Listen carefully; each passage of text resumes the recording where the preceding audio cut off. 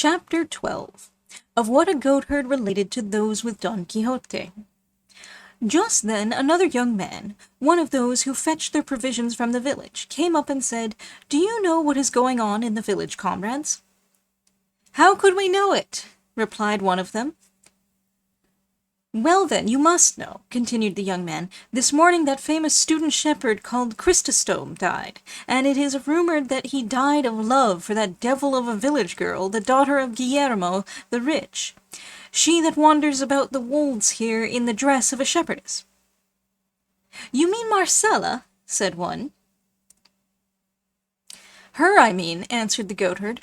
"And the best of it is, he has directed in his will that he is to be buried in the fields like a Moor, and at the foot of the rock where the cork tree spring is, because, as the story goes, and they say he himself said so, that was the place where he first saw her. And he has also left other directions which the clergy of the village say should not and must not be obeyed, because they savor of paganism. To all which his great friend Ambrosio the student, he who, like him, also went dressed as a shepherd, replies that everything must be done without any omission according to the directions left by Chrysostom. And about this the village is all in a commotion. However, report says that, after all, what Ambrosio and all the shepherds his friends desire will be done, and tomorrow they are coming to bury him with great ceremony where I said.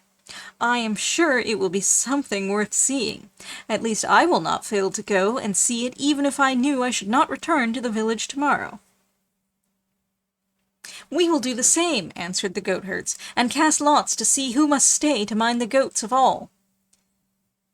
"Thou sayest well, Pedro," said one, "though there will be no need of taking that trouble, for I will stay behind for all, and don't suppose it is virtue or want of curiosity in me.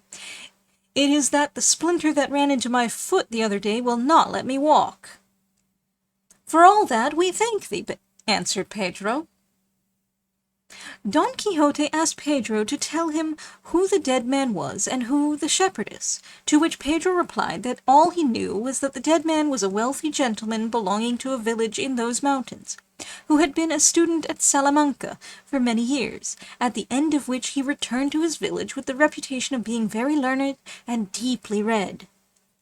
Above all, they said, he was learned in the science of the stars, and of what went on yonder in the heavens, and the sun and the moon, for he told us of the cris of the sun and moon to exact time. "Eclipse it is called, friend, not cris, the darkening of those two luminaries," said Don Quixote, but Pedro, not troubling himself with trifles, went on with his story, saying, "Also he foretold when the year was going to be one of abundance or estility." "Sterility, you mean," said Don Quixote. "Sterility or estility," answered Pedro, "it is all the same in the end, and I can tell you that by this his father and friends who believed him grew very rich, because they did as he advised them, bidding them sow barley this year, not wheat. This year you may sow pulse, and not barley. The next there will be a full oil crop, and the 3 following not a drop will be got. That science is called astrology," said Don Quixote. "I do not know what it is called," replied Pedro, "but I know that he knew all this and more besides. But to make an end, not many months had passed after he returned from Salamanca, when one day he appeared dressed as a shepherd with his crook and sheepskin, having put off the long gown he wore as a scholar, and at the same time his great friend, Ambrosio by name, who had been his companion in his studies, took to the shepherd's dress with him. I forgot to say that Chrysostom, who is dead, was a great man for writing verses, so much so that he made carols for Christmas Eve, and plays for Corpus Christi, which the young men of our village acted, and all said they were excellent. When the villagers saw the 2 scholars so unexpectedly appearing in shepherd's dress, they were lost in wonder, and could not guess what had led them to make so extraordinary a change. About this time the father of our Chrysostom died, and he was left heir to a large amount of property in chattels as well as in land, no small number of cattle and sheep, and a large sum of money. Of all of which the young man was left dissolute owner, and indeed he was deserving of it all, for he was a very good comrade, and kind-hearted, and a friend of worthy folk, and had a countenance like a benediction. Presently it came to be known that he had changed his dress with no other object than to wander about these wastes after that shepherdess Marcella, our lad mentioned a while ago, with whom the deceased Chrysostom had fallen in love. And I must tell you now, for it is well you should know it, who this girl is. Perhaps, and even without any perhaps, you will not have heard anything like it all the days of your life, though you should live more years than Sarna. Say Sara, said Don Quixote, unable to endure the goatherd's confusion of words. The Sarna lives long enough, answered Pedro, and if, Signor, you must go finding fault with words at every step, we shall not make an end of it this 12-month. Pardon me, friend, said Don Quixote, but as there is such a difference between Sarna and Sara, I told you of it. However, you have answered very rightly, for Sarna lives longer than Sara. So continue your story, and I will not object any more to anything.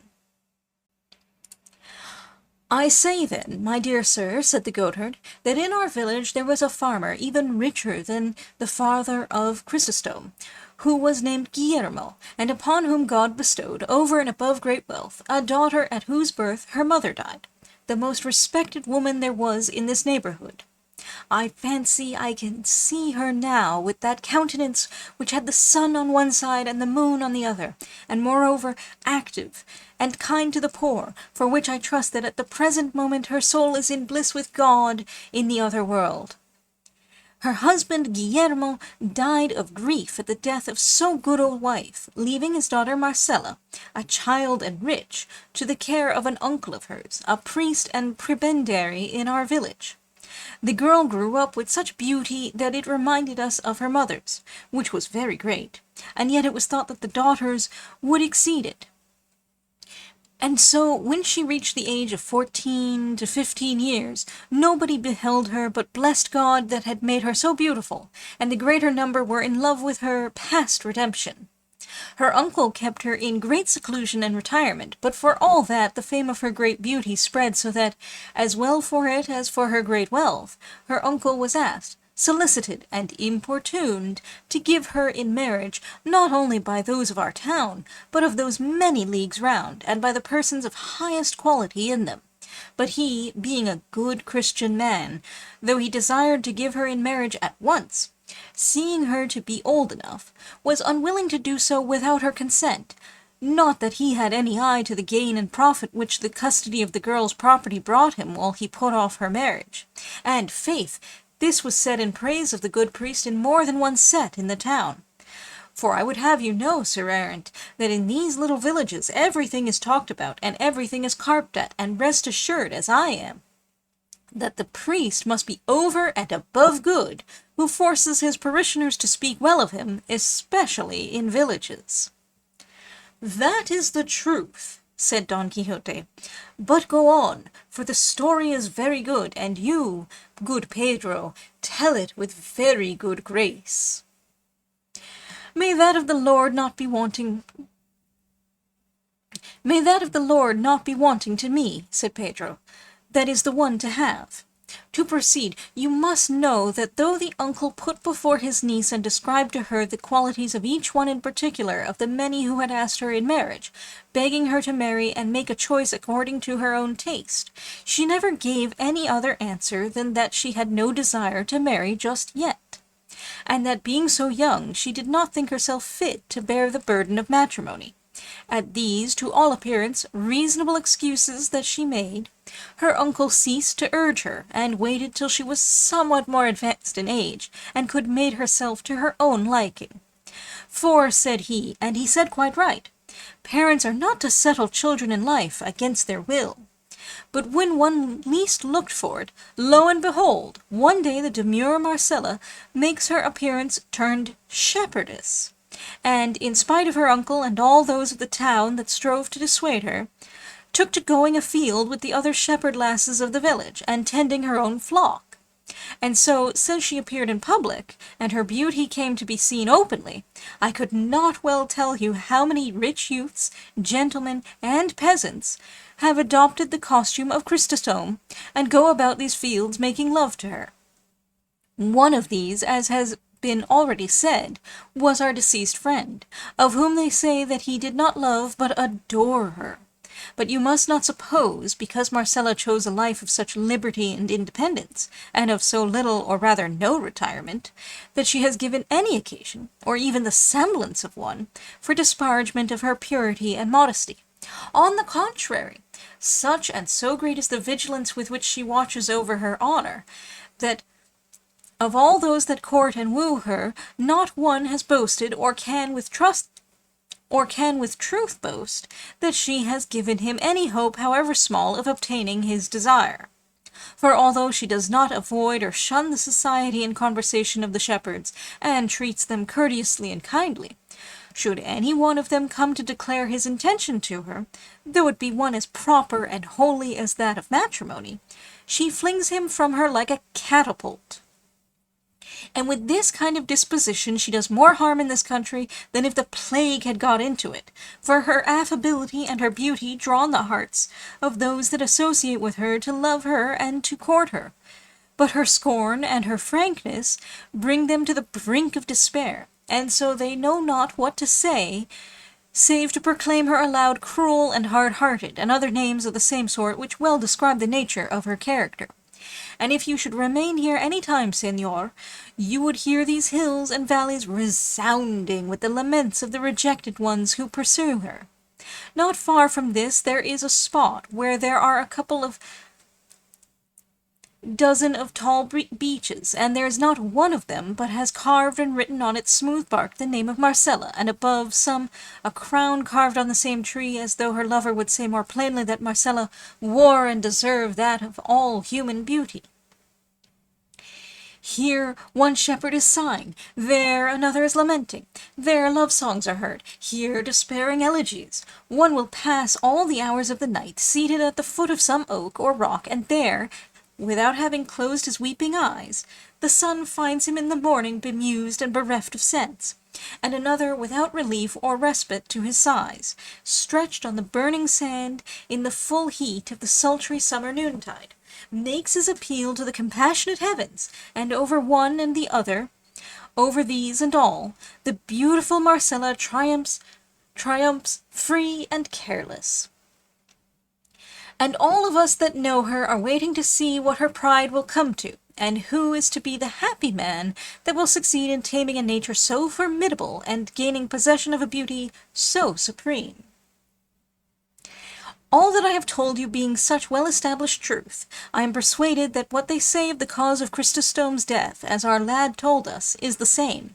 And so I advise you, Señor, fail not to be present tomorrow at his burial, which will be well worth seeing, for Chrysostom had many friends, and it is not half a league from this place to where he directed he should be buried. I will make a point of it, said Don Quixote, and I thank you for the pleasure you have given me by relating so interesting a tale. Oh, said the goatherd, I do not know even the half of what has happened to the lovers of Marcella, but perhaps tomorrow we may fall in with some shepherd on the road who can tell us. And now it will be well for you to go and sleep under cover, for the night air may hurt your wound, though with the remedy I have applied to you there is no fear of an untoward result. Sancho Panza, who was wishing the goatherd's loquacity at the devil, on his part begged his master to go into Pedro's hut to sleep. He did so, and passed all the rest of the night in thinking of his lady Dulcinea, in imitation of the lovers of Marcella. Sancho Panza settled himself between Rocinante and his ass, and slept, not like a lover who had been discarded, but like a man who had been soundly kicked.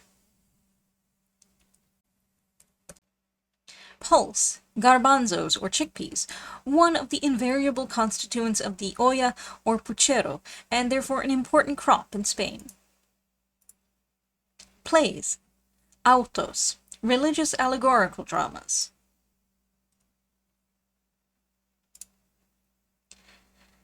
Más viejo que sarna, Proverb 250.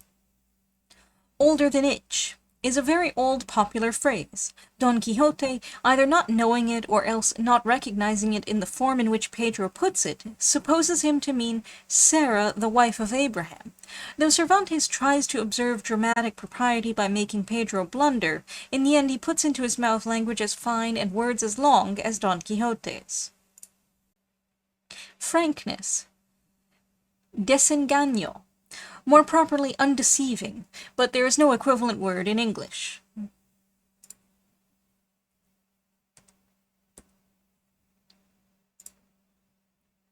Perhaps the reader will think Sancho had some justification. An epidemic of verbosity, indeed, rages round the corpse of the unhappy Chrysostom. But it must be remembered verbosity was then rampant in literature, and especially in Spanish literature.